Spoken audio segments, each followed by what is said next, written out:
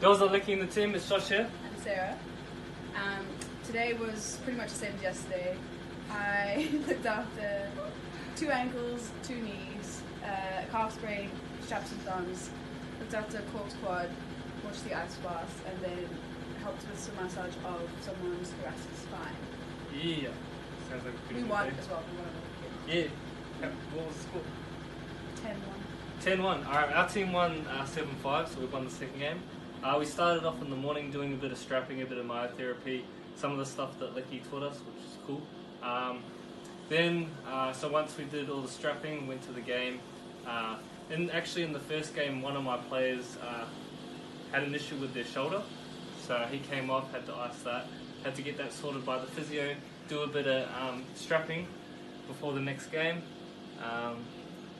Not much else happened, just had to do another 2 ankles on top of the 9 that I did yesterday, so had to reinforce that.